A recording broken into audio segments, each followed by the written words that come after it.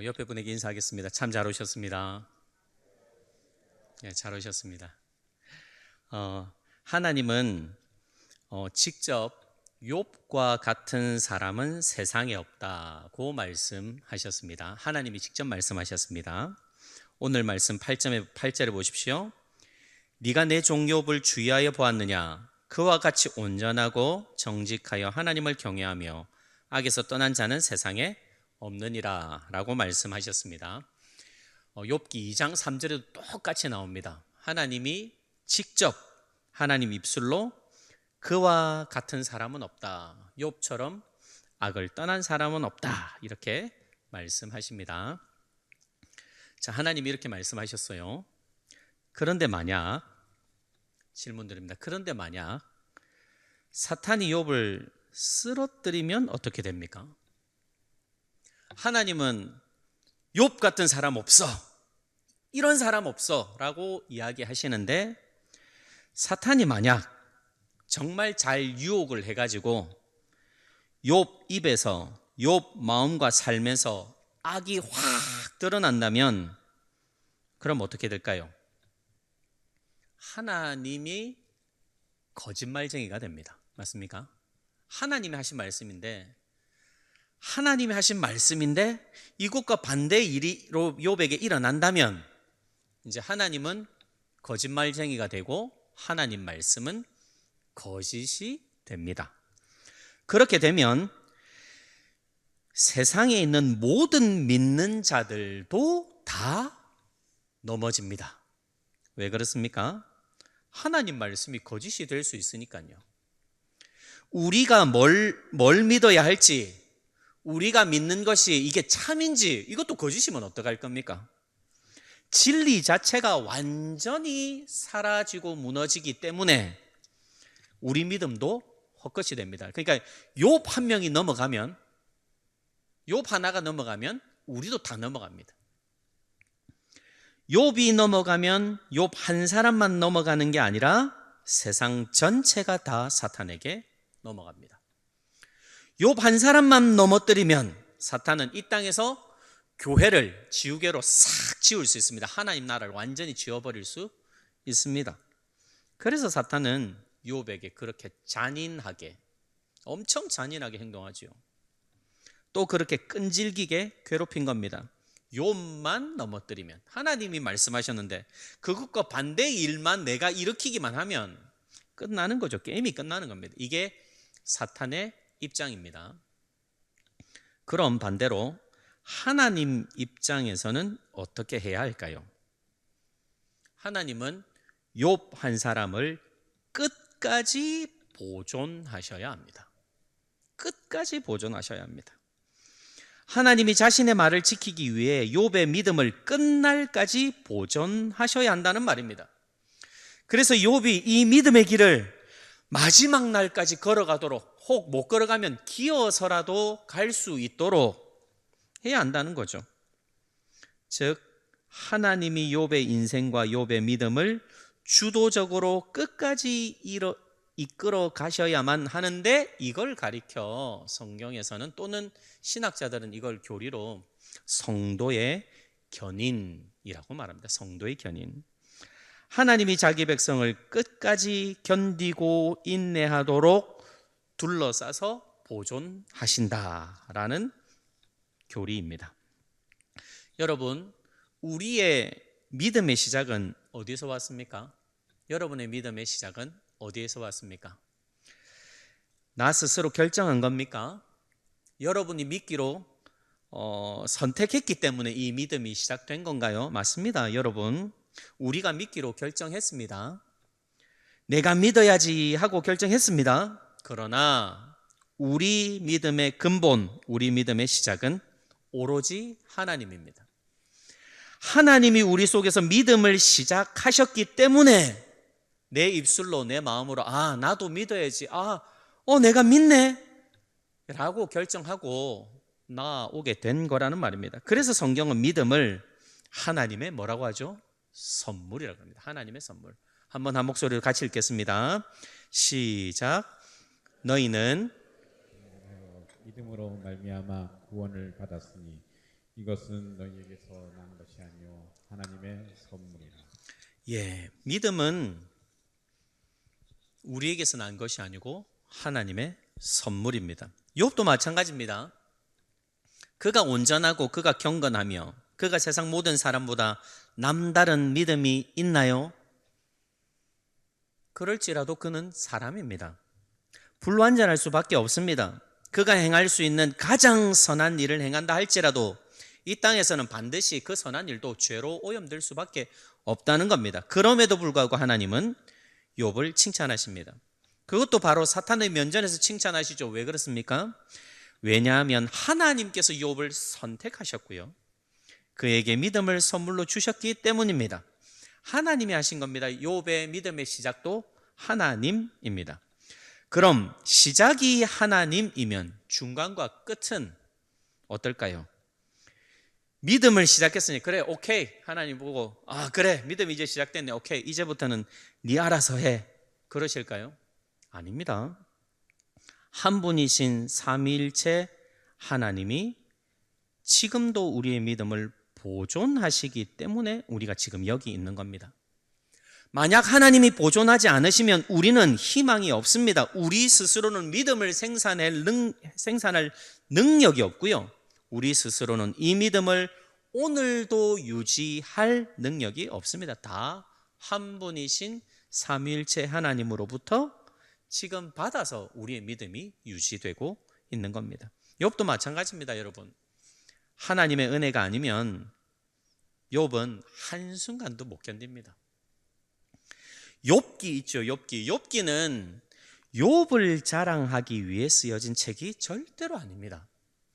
욥이 이 극심한 고난과 고통과 억울함과 좌절 속에서도 자신의 믿음을 잘 지켰더라, 그래서 욥은 대단한 신앙인이야, 이걸 말하기 위함이 아닙니다. 욥이 아니라 하나님을 말하기 위해 욥기가 기록된 겁니다. 욥의 인내, 욥의 믿음을 하나님이 다 지키셨다, 이렇게 하나님이 대단하시다, 하나님 이야기하려고 욥기가 기록된 겁니다. 그래서 하나님은 사탄에게 너 욥 봤니? 욥 봤니? 대단하지 않아? 야, 내가 봐도 그 녀석은 대단해, 진짜 최고야 최고, 그렇게 안 하십니다. 어떻게 하시죠? 욥기 1장 8절 내 종 욥을 주의하여 보았느냐. 내 종이라 그럽니다. 내 종. 욥은 하나님의 종입니다. 종은요, 주인이 책임집니다. 욥의 순종 대단해 보이지만 아닙니다. 원래 인간은 하나님께 절대로 스스로 순종 안 합니다. 죽어도 안 합니다. 그런데 그가 순종을 시작합니다. 왜 그렇습니까? 욥이 하나님의 종이거든요. 욥의 심령 속에서 성령 하나님이 이미 착한 일을 시작하셨거든요. 또한 욥은 극심한 고통 가운데서도 믿음을 저버리지 않습니다. 왜요? 성령 하나님께서 그를 붙들고 계시거든요.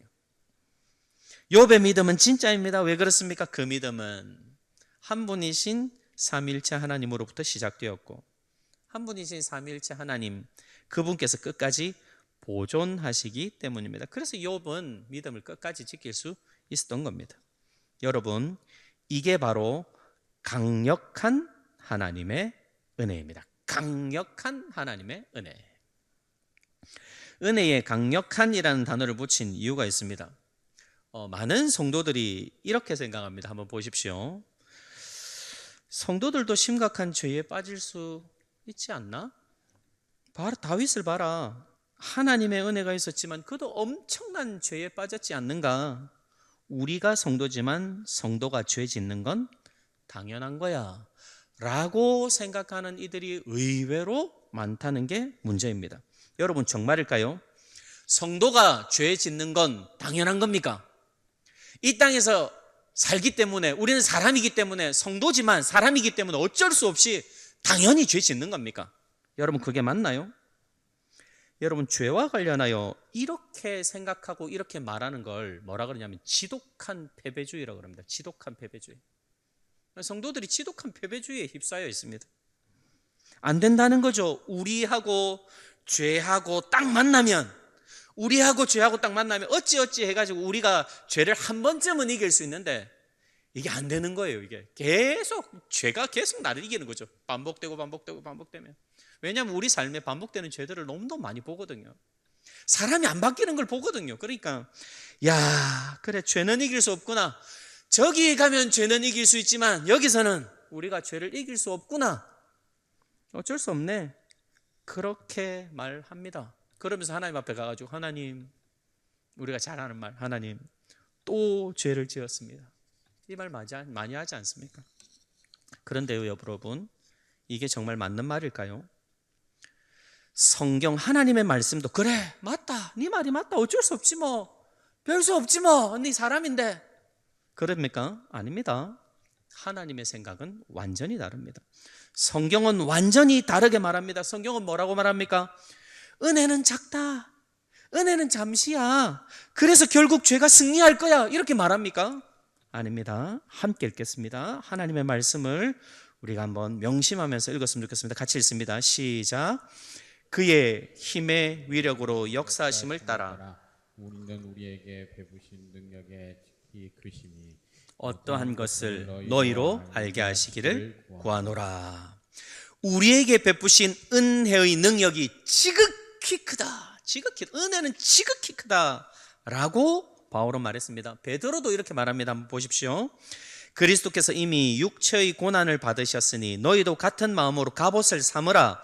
이는 육체의 고난을 받은 자는 죄를 그쳤음이니 그 후로는 다시는 사람의 정욕을 따르지 않고 하나님의 뜻을 따라 육체의 남은 때를 살게 하려 함이라 그랬습니다. 죄를 이길 수 있다는 말씀입니다. 죄를 이길 수 있다는 말씀. 한번 따라서 할까요? 육신이 은혜를 이길 수 없습니다. 아멘이십니까?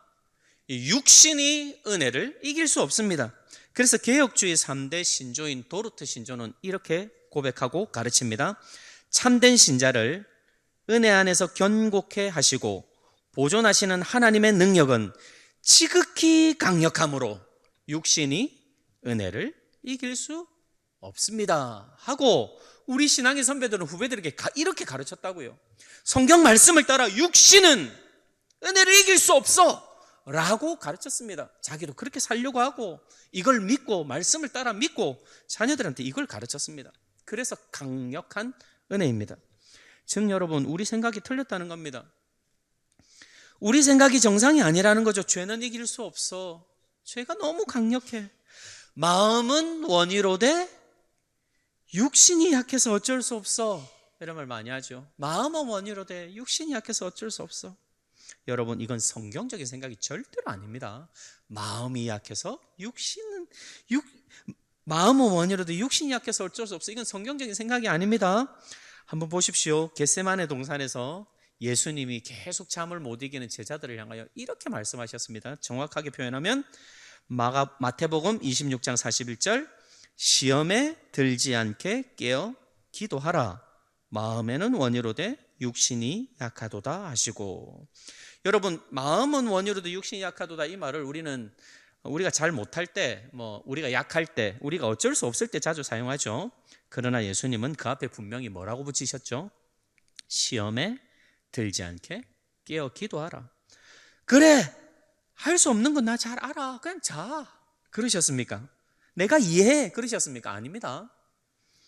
육신이 약하니 그거 아니. 그러니 시험에 들지 않게 깨어서 기도하라 라고 분명히 말씀하셨습니다. 바울도 보십시오. 로마서 7장에 원함은 내게 있으나 선을 행하는 것은 없도다. 내가 원하는 바 선은 행하지 아니하고 도리어 원하지 아니하는 바 악을 행하는도다. 바울도 탄식합니다. 자기가 죄에 계속 끌려가는 걸 보면서 탄식합니다. 그러나 이 탄식이 절망으로 끝나지 않지요.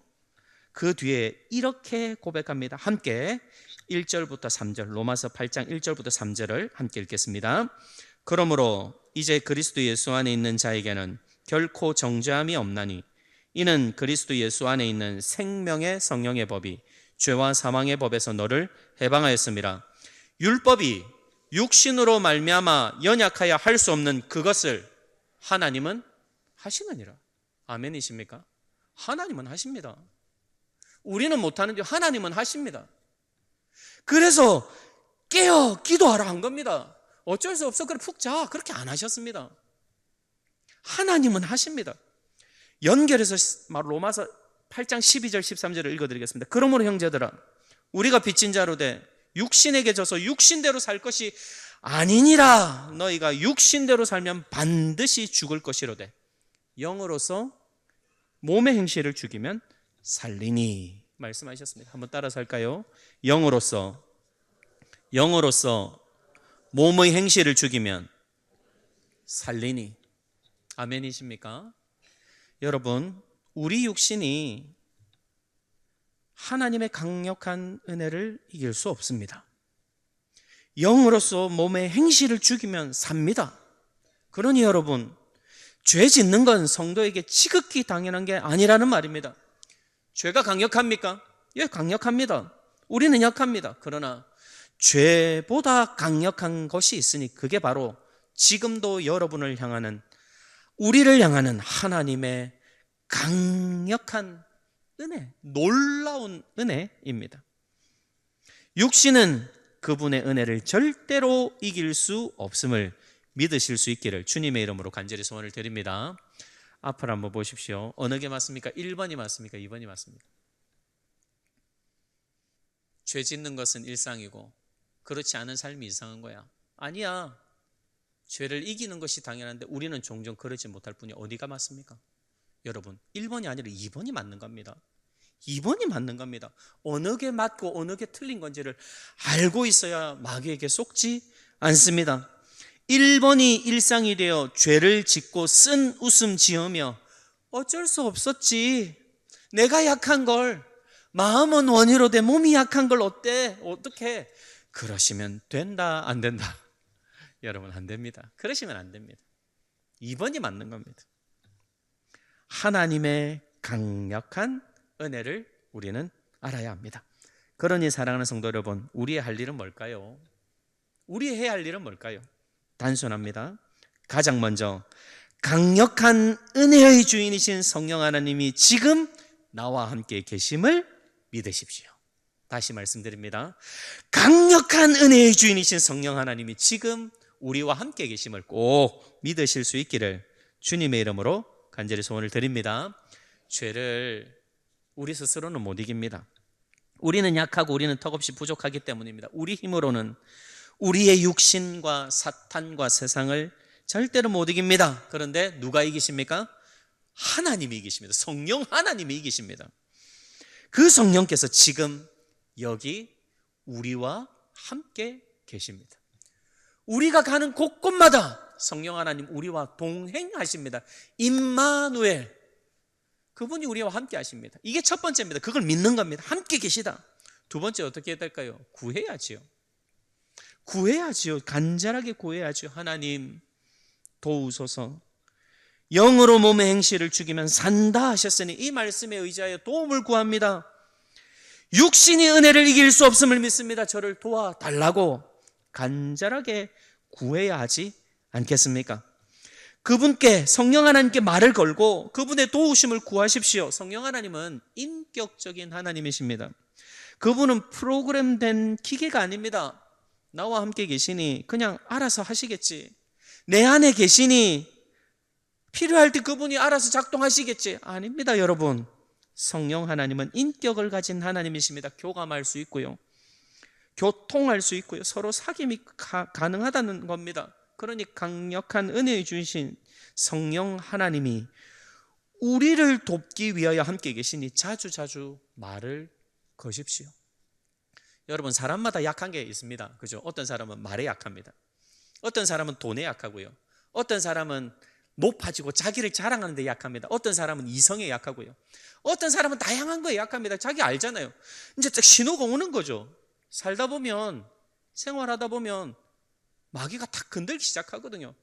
딱 노려보고 있다가 강력한 은혜의 주인이신 성령 하나님 지금 함께 계시니까 그분께 도움을 요청하시라는 말입니다. 말을 걸라는 거죠. 도와달라고. 저는 할 수 없으니 하나님 도와달라고. 그래야 작년에 100개의 죄를 지었다면 올해는 99개의 죄를 짓지요. 내년에는 97개를 짓고요. 한 해 한 해 갈수록 우리의 신앙이 성숙해지고 성장해가고 죄를 죽여가면서 그렇게 살아갈 수 있지 않겠습니까? 죄가 온전히 떠날 수는 없죠, 물론. 그러나 죄를 줄여가야 하지 않을까요? 죄를 죽여야 하지 않을까요?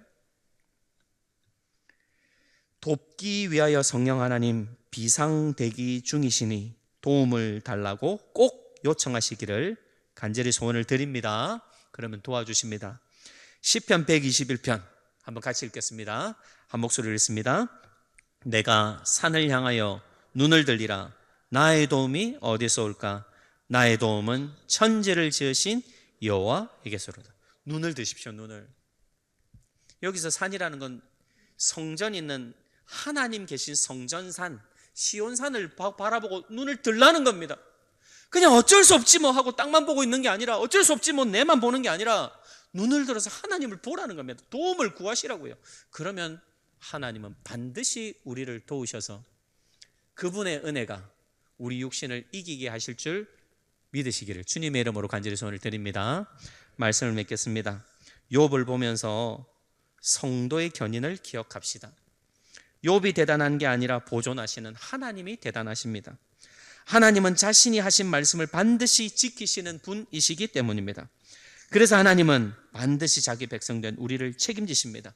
하나님의 강력한 은혜가 지금 여러분에게 언제든지 달려오려고 준비하고 있으니 그 은혜 구하셔서 그 은혜 가운데 죄를 이기며 살아가시는 우리 모두가 되기를 주님의 이름으로 간절히 소원드립니다.